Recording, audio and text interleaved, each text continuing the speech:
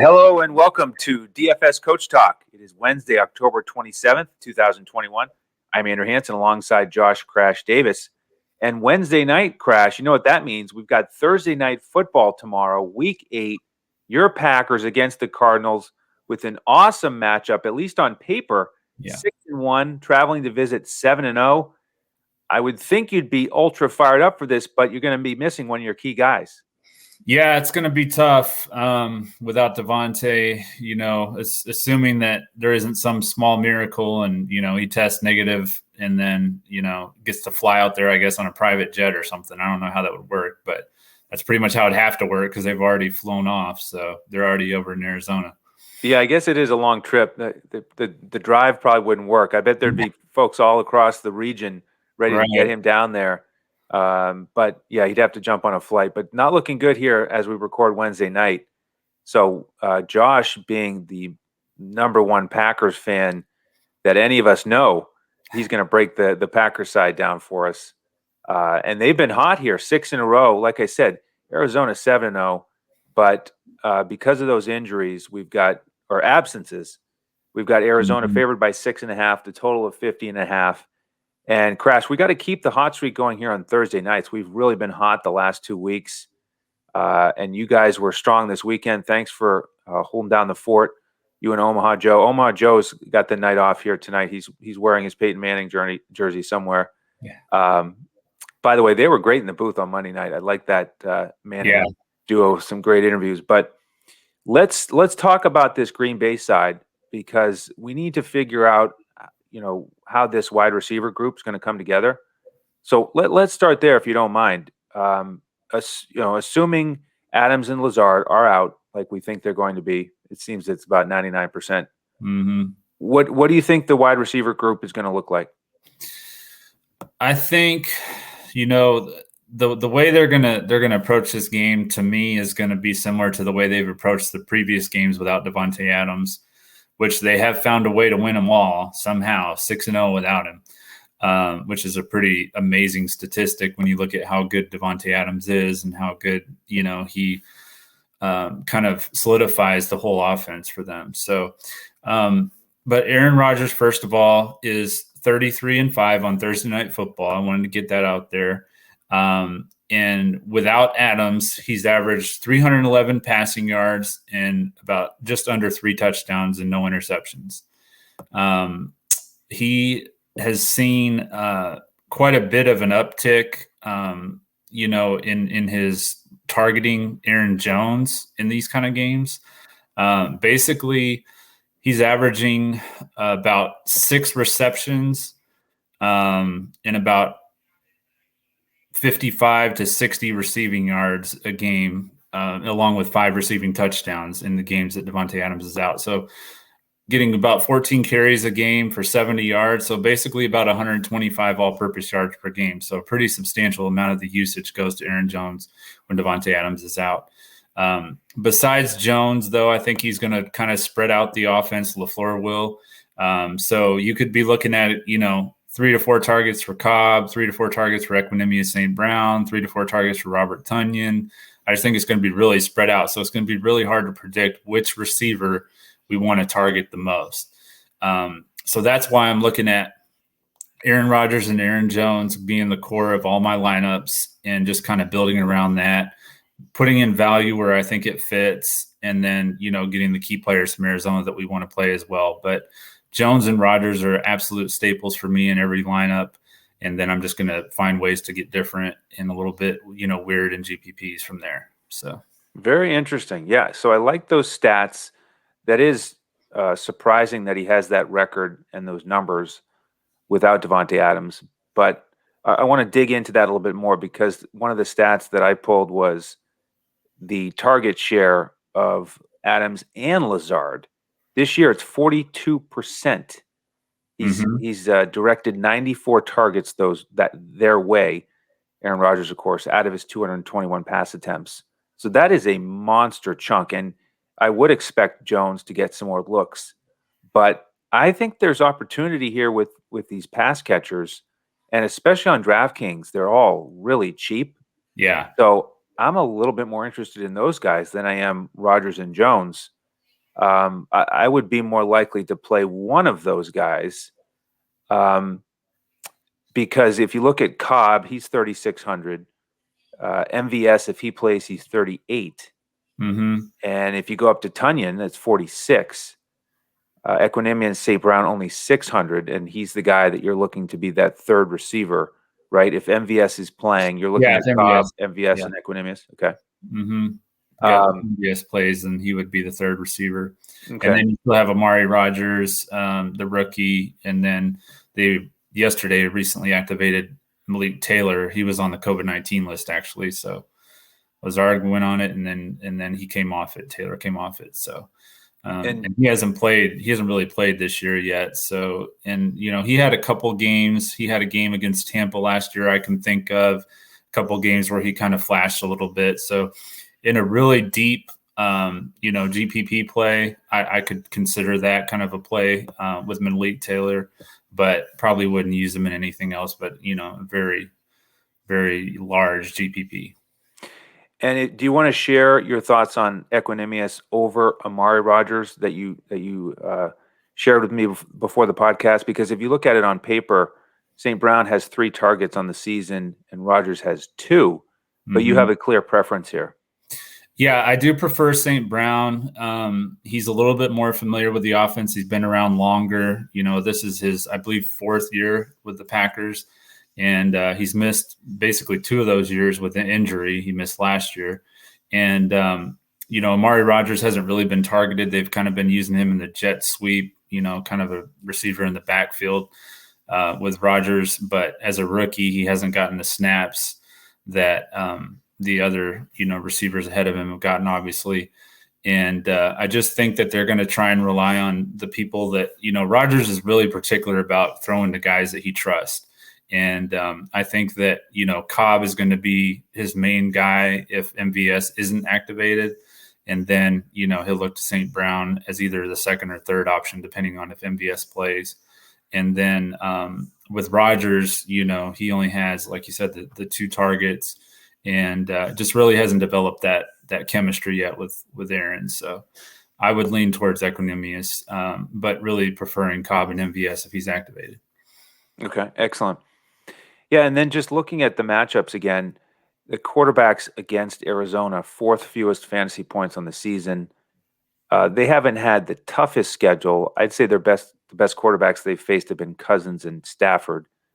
But the other hesitation I have with Aaron Jones is that they've only given up 1 rushing touchdown and 0 receiving touchdowns to the backs, 2nd fewest fantasy points overall. Green Bay does have a 30% run blocking advantage, according to Pro Football Focus, our partners that we absolutely love working with. And then the receivers, they have caught 9 touchdowns against Arizona. So it's more of a middle of the pack matchup for the wide receivers. And that's why I'm interested in those guys on DraftKings where they're cheap and you get the PPR. Because I agree, if Aaron spreads it around a little bit, you could potentially see good value returned on those receivers, even if they're not getting multiple touchdowns. Right. And then we don't want to forget about Robert Tonyan. He got quite a few targets last week, got a touchdown. So he's definitely, especially if David Bakhtiari, which we don't know if he will be, but if he's activated tomorrow, you can look at Robert Tonyan getting even more opportunities because along with Adams being out, when Bakhtiari and Elton Jenkins were out, a lot of times they would use Robert Tonyan in the chip, to kind of chip on the edges in the pass blocking game. And so with Bakhtiari and Jenkins over there, it would solidify the left side of the line, so they wouldn't need to have him in there blocking as much. So he's going to have more opportunities down the field too, which is why I think with Jenkins coming back now, that's why he's gotten more opportunities of late. So Tonyan is definitely on my radar. Yeah, it's nice to see Tonyan trending in the right direction. However, again, on paper, not the best situation here. Arizona's given up the fewest fantasy points to tight ends, no touchdowns, nobody even over 50 yards. So, it's the pro and con of a tough matchup, but he may force feed Tonyan a little bit more than other teams would, use their tight ends against Arizona just out of necessity. Yeah. So he's still playable for me. I'm just not looking for a monster game out of him. Yeah, I would say, just thinking here, if MVS was not activated, he would probably be my third option. So I would say Jones will be the first option, then Cobb, then Tunyon, then me St. Brown. But if MVS is activated, I think he's definitely going to be the clear-cut number 2 option. Okay, excellent. Well, we'll have that news before kickoff, of course, when we finalize our lineups and give those out to our members. So jump in with us if you'd like those. DFSCoachTalk.com. Why would you want those? Well, they're full lineups that we give out on FanDuel and Yahoo, cash lineups, GPP lineups. And like I said, we've had great success here the last couple of weeks. So DFSCoachTalk.com, you sign up tonight or during the day tomorrow. Then we'll send you an email, get you into our Discord, and give out the lineups about 45 minutes before kickoff once we digest all the injury news.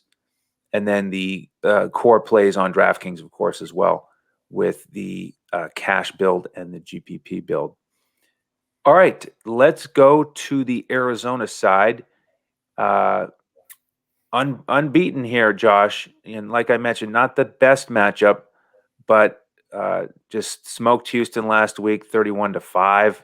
In terms of the injury news here, DeAndre Hopkins is questionable, but expected to play, just resting the hamstring. And then we do have J.J. Watt out, but Chandler Jones back in, which is important for that defense, which has been pretty strong, consistently getting a handful of sacks. So you could consider their defense on DraftKings at only 3,000. Really strong numbers across the board in terms of yardage allowed. But let's talk about the offense here. Let's talk about the exciting part, because Kyler Murray, I really like the spot that he's in. On paper, the Green Bay side has given up only the 15th most fantasy points to quarterback, and they're really basically middle of the pack to all the positions. But I think if you dig into the matchups here, I don't think Green Bay's opponents have been that strong in terms of quarterbacking. They've had Big Ben, Jimmy G, Goff, and then Winston back in week 1. Joe Burrow, I think, is the best fantasy quarterback they've faced, and then Fields and Heineke. So I think Murray by far the best they've faced. And if you look what Heineke did on the ground last week, 10 carries for 95. If he can get that done, then Murray can certainly use that to his advantage. And then if you want to look at who Murray might target, let's start with DeAndre Hopkins, because according to Pro Football Focus, Josh, he has a 99.8 overall matchup advantage, which is almost the perfect score. And I mean, we have to put this into context, right? Because some of your key secondary guys are still out, Alexander and King. It's left Eric Stokes as the primary right cornerback, and DeAndre runs 80% of his routes on the left side. So that's really the area that I think Murray's going to attack the most, the best matchup on the field. So I love that connection. Now, what do you think about Murray to Hopkins here? Are you thinking you might be able to get there if you have Rodgers and Jones in your lineups, or are you planning to fade part of that equation? I'm definitely going to have Kyler Murray. He's probably the number 1 play on this slate, in my opinion. And then it's just going to come down to probably Aaron Jones or DeAndre Hopkins. So okay. Yeah, and then, of course, on DraftKings, if you go with a cheap captain, one of these pass catchers in the 3 to 5K range, then you can afford all the studs. So that's worth considering for sure. With the other pass catchers, I've talked throughout the season here about the Arizona offense and how it's hard to pair up Murray with 1 or even 2 of his pass catchers because he spreads it around so much. And, they're so dangerous with the 3 receivers and then whichever tight end they have, plus the running backs stealing touchdowns. But in a 1-game slate, it's a different scenario. Yeah. So you can easily pair him up with multiple pass catchers. AJ Green and Christian Kirk priced very similarly. Green running more on the right side, almost exclusively. So he'll see your man Douglas. Kirk, 88% in the slot. They have average matchups. Mm-hmm. So Hopkins is my favorite. Of course, he is the most expensive, but I think you can add Zach Ertz into the mix here. 6,200 on DraftKings. And the way I would describe tight ends versus Green Bay this year, and Josh, let me know what you think, is that it's sort of they've matched the competition. They've limited the teams that don't have a strong tight end, and then guys that are more of the elite category have done well, like Hawkinson, Kittle, and then Ricky Seals-Jones was decent.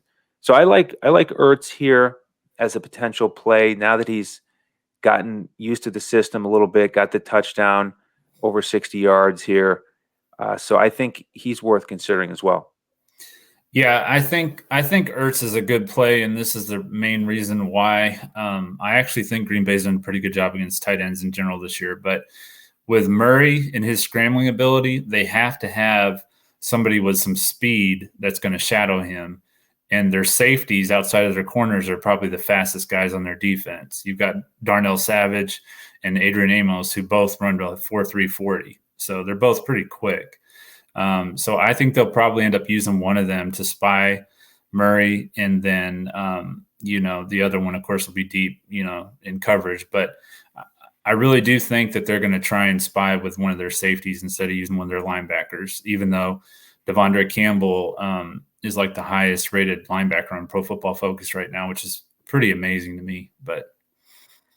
And so you think if they can contain Murray from scrambling and make him throw it, that Ertz will get more opportunities? Yeah, I do. Okay. I think that's what they'll do. All right. Well, if we get him in our lineups, then we're going to hold you to that. Yeah.